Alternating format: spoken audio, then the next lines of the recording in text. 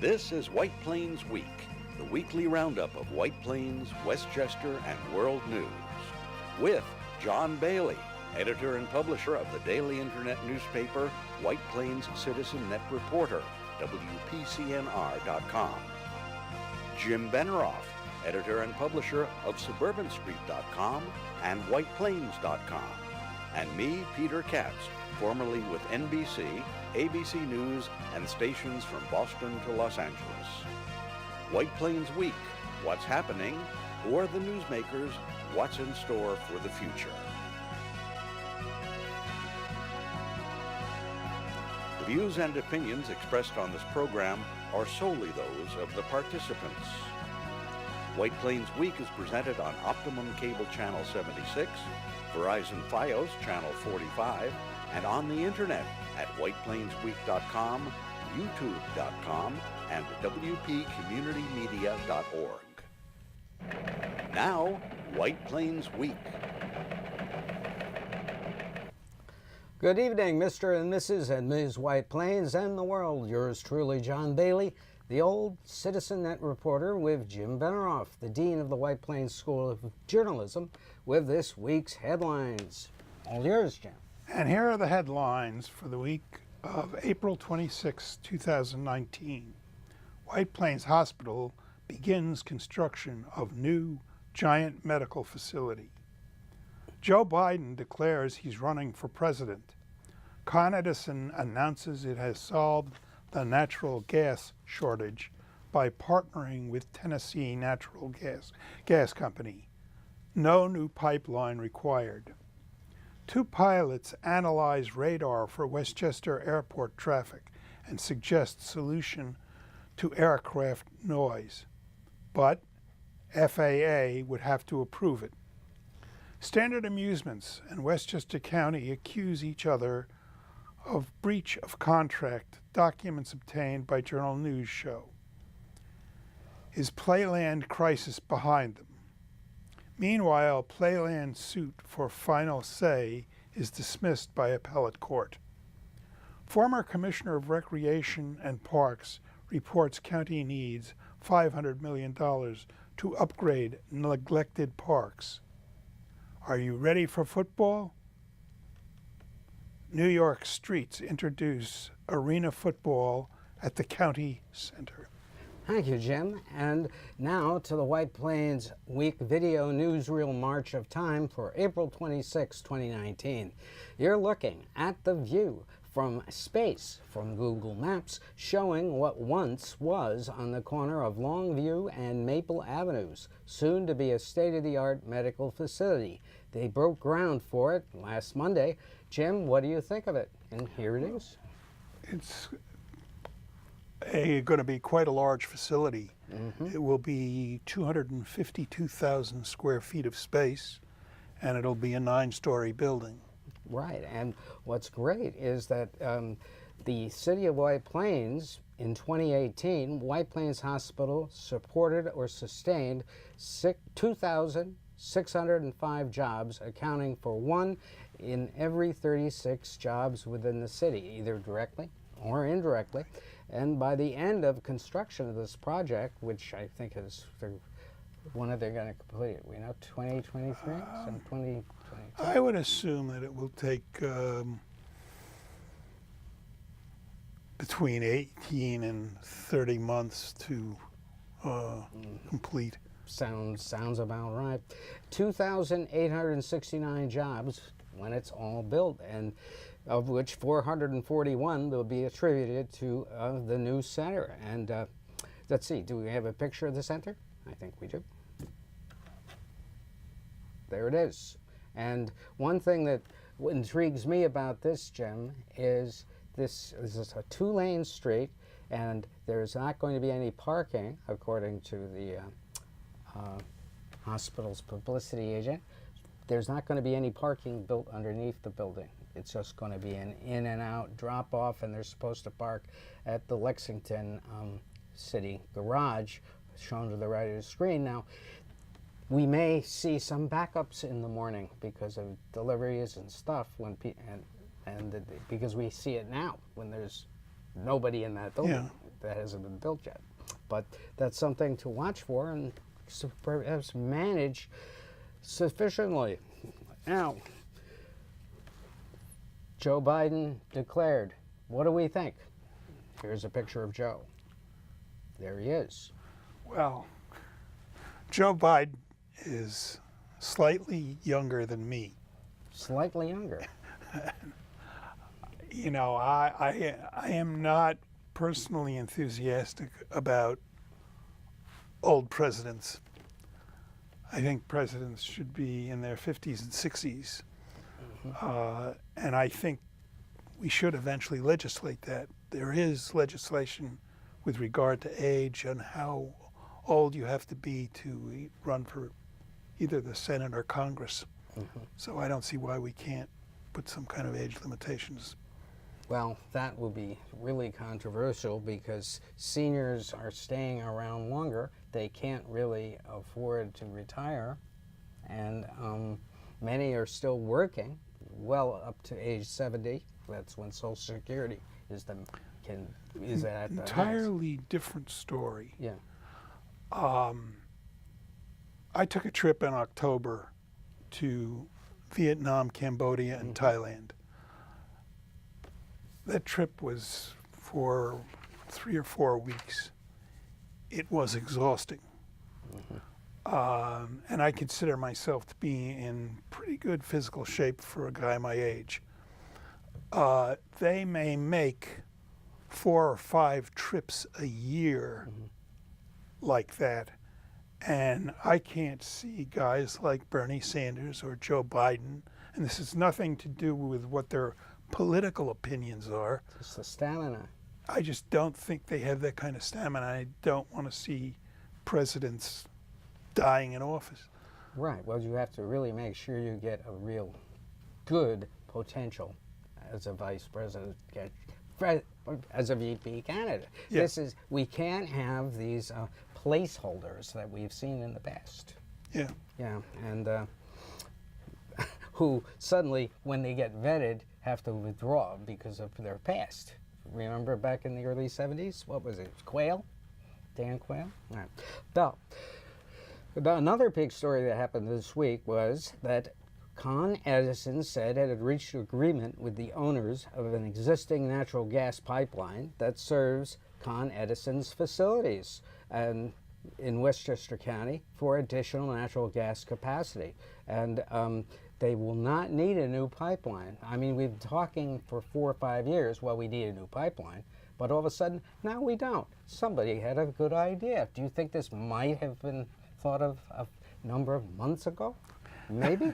Probably. Yeah. Now, but we wondered how they could suddenly find the capacity. So we asked, and the spokespeople for Con Ed delivered us these statements. Let's see what they say. Ms. Corballis, spokesman for Con Ed, said that they are not going to lift the moratorium because they need that. The lack of new gas capacity in our region has forced us to stop accepting applications for new, firm, uninterruptible service gas hookups until we have new capacity available. So I also asked, you know, how are they able to find more gas all of a sudden without new construction? So she referred me to Tennessee Gas Pipeline, the company, and Catherine Hill, the spokesman for them, issued this statement. The Tennessee Gas Pipeline project will only involve compression upgrades, and we're finding out what that actually means. I guess it means compression, speed of transmission, or I don't know, but we got a call into her, but she was very prompt with that. So, but the Business Council of Westchester is really mad that they're not lifting the moratorium now. Do you think that there are 1,600 applications for new gas hookups that got in before the moratorium, and one would guess that if they weren't going to be built in 3 years, you would be able to get them done or accept them without a moratorium. But the problem is, as Ms. Hill of the Tennessee Gas Pipeline Company says it has to go through FAA approvals before it gets done. Not FAA, FERC. I'm mixed up by acronyms, but that FERC, Federal Energy Regulation Commission. So that could take some time. Never know.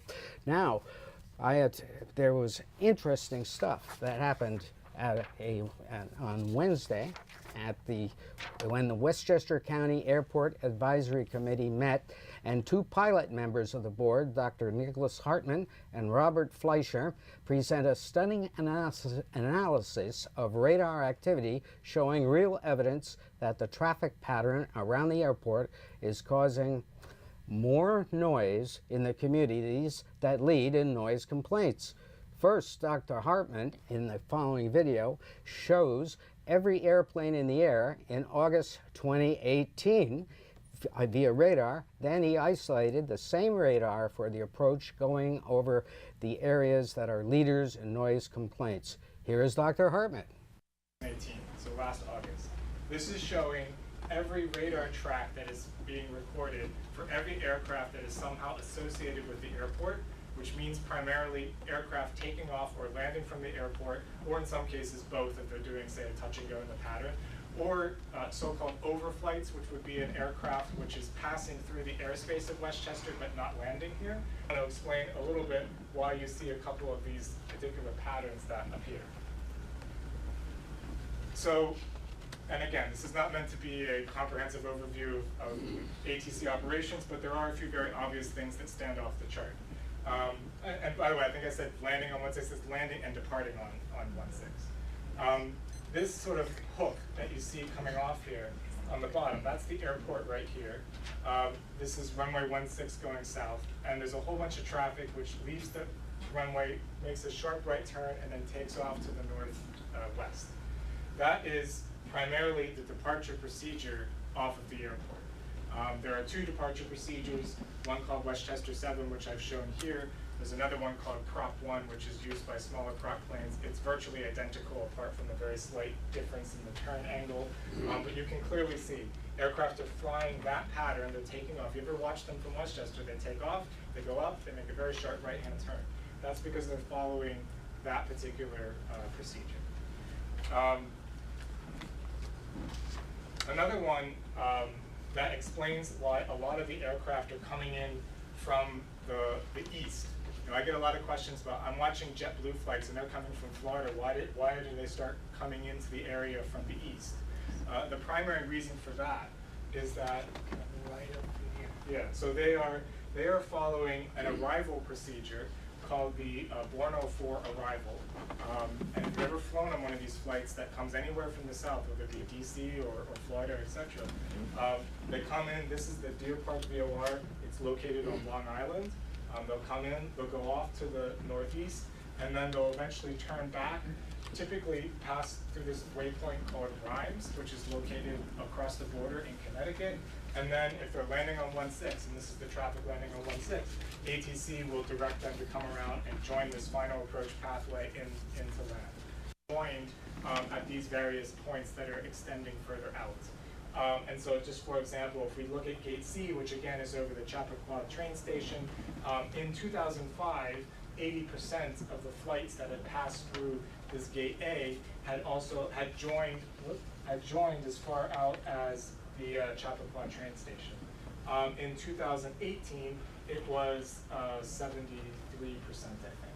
And then you can see here in 2010 and 2015, it was a little less. So again, a somewhat similar story, which is saying that between 2015 and 2018, aircraft appear to be joining further out than they had been previously.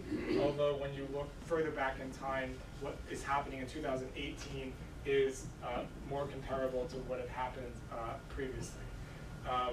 The last thing that I'll show is Gate G, which is the one that's way further out. Here there's actually a very significant difference between 2018 and 2015, where there were much more aircraft joining proportionally way out there towards Farron back in 2005.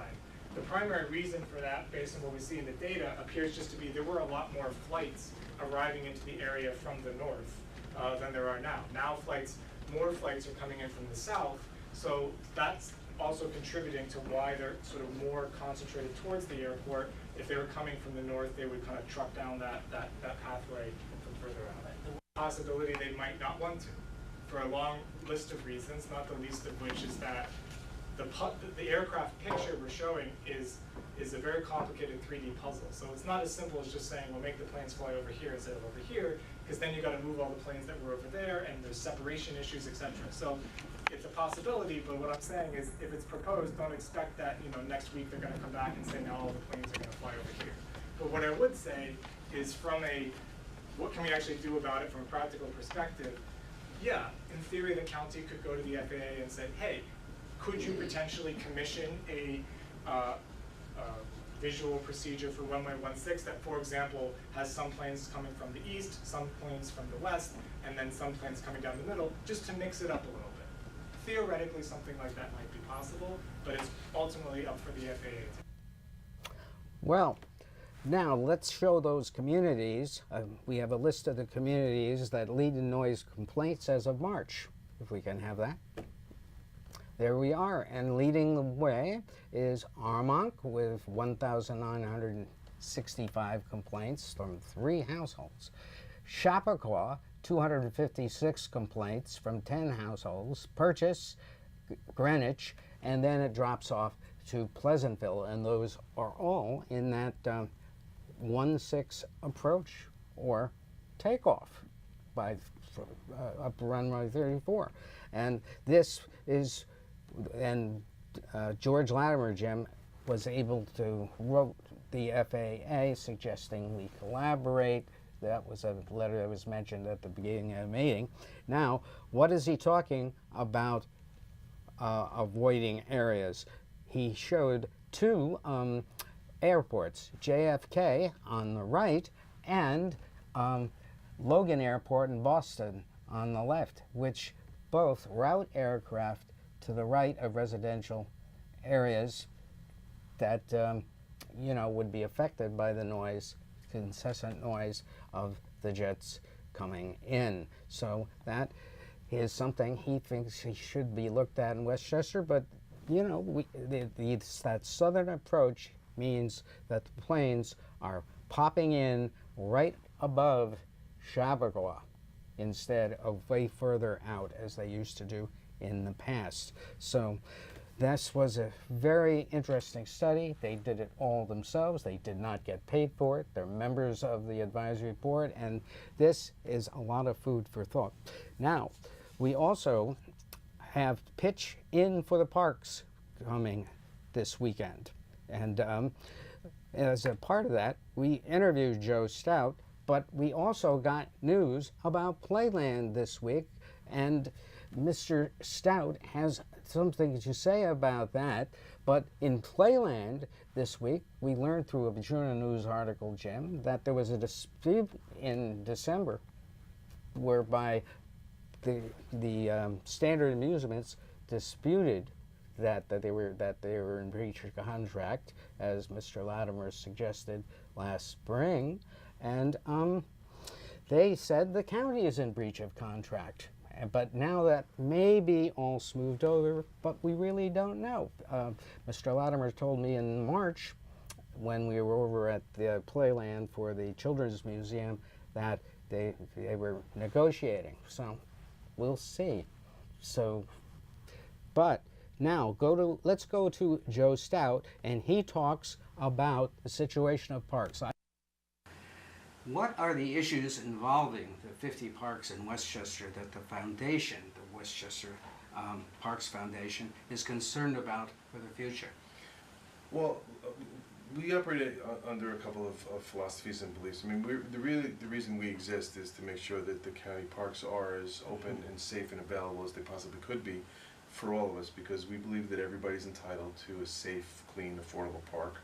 You know, we believe that the parks are open for everybody. It doesn't matter whether you're a billionaire or you're homeless, or black, white, male, female, whatever ethnicity, whatever gender. Parks are really what brings people together here, and the investments that the county needs to make. So we're concerned about the capital projects that the county needs to invest in keeping those facilities obviously open and available to the residents of the county. Currently, there's a $400 million backlog of approved capital projects. Wow, that's actually news. It's amazing. And that does not include Playland Park, which has its own $100 million worth of projects that need to be done. And we're talking about, the non-sexy things that need to be done, like, boilers and roofs and storm drains and electrical systems. It's not, new pools or new golf courses or new, new recreation amenities. It's really infrastructure things that need to be taken care of. So our priority as the foundation has been trying to work with the administration and the Board of Legislators to accelerate the projects that they all want to get done, but seeing how we can help them get those done. So that's interesting, isn't it? You have $100 million chartered for Playland, which is what he said, and the Journal News also reported that, but also $400 million more. That's $500 million that they have no idea where they're going to get that from. Now, that to me is considerably larger deficit than we realize about it. They're just, but anyway, that's just news, and we'll see how they address that one. Maybe we get more sales tax than we've already asked for, eh? Right. Now, are you ready for some football?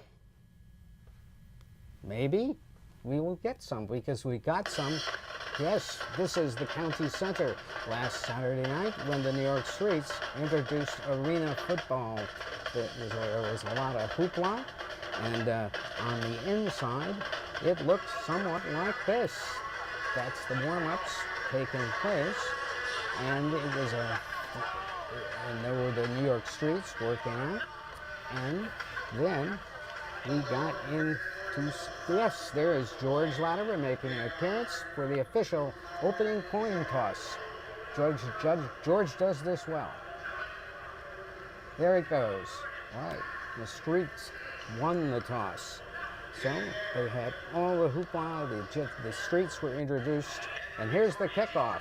And there it goes. A kickoff indoors, and he scores 2 points by kicking it through the goalpost. Now, the Streets had a very good defensive charge here. Now, are these professional teams? Yes, they are.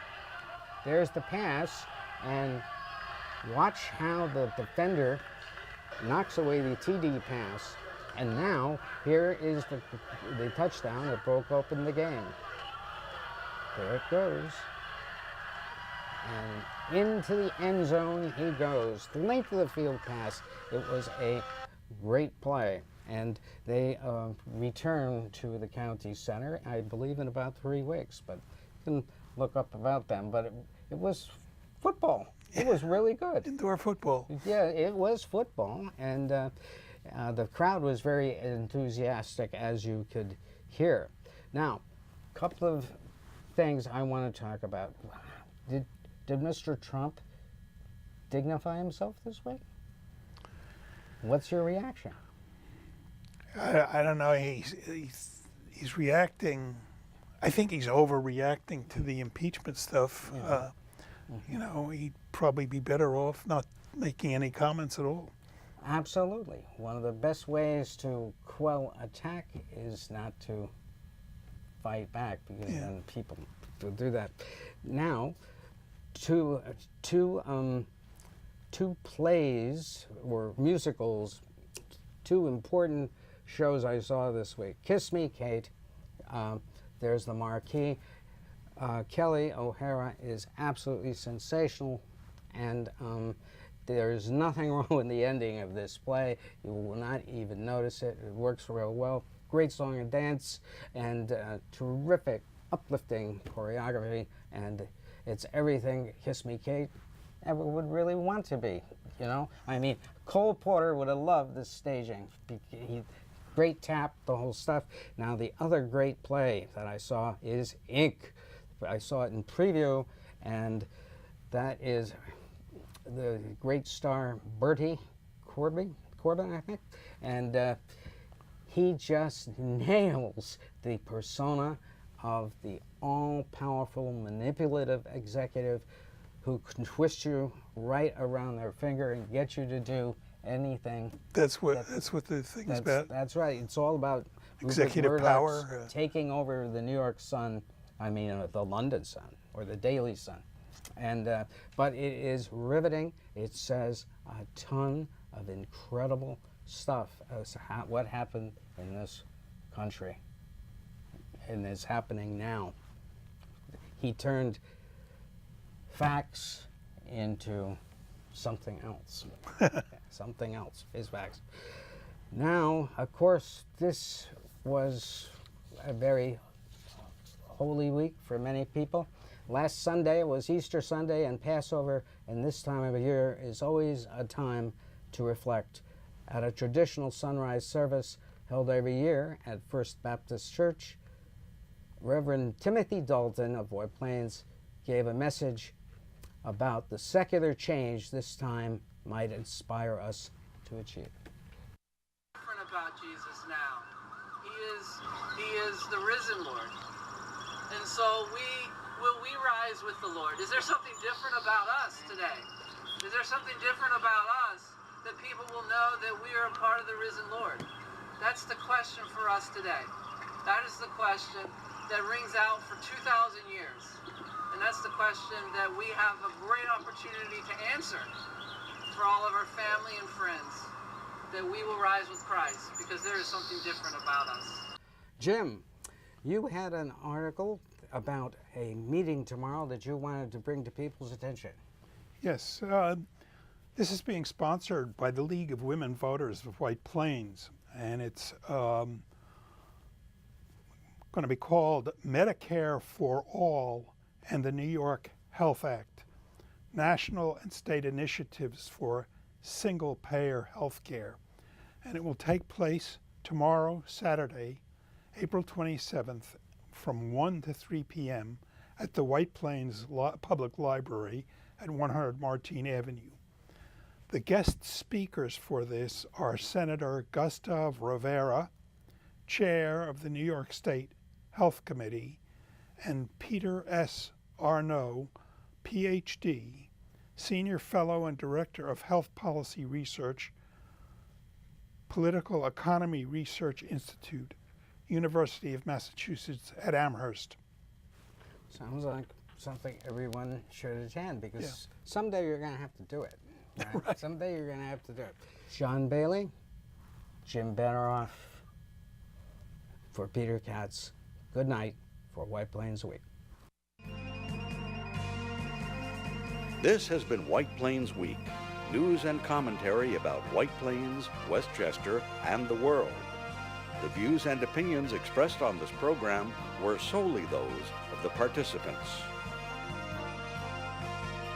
White Plains Week, produced by White Plains Citizen Net Reporter, and presented on Optimum Cable Channel 76 and Verizon Fios Channel 45.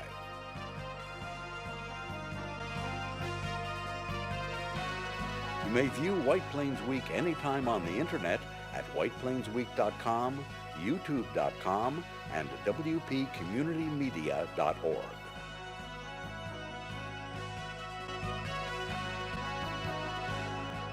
For White Plains Week, this is Peter Katz speaking.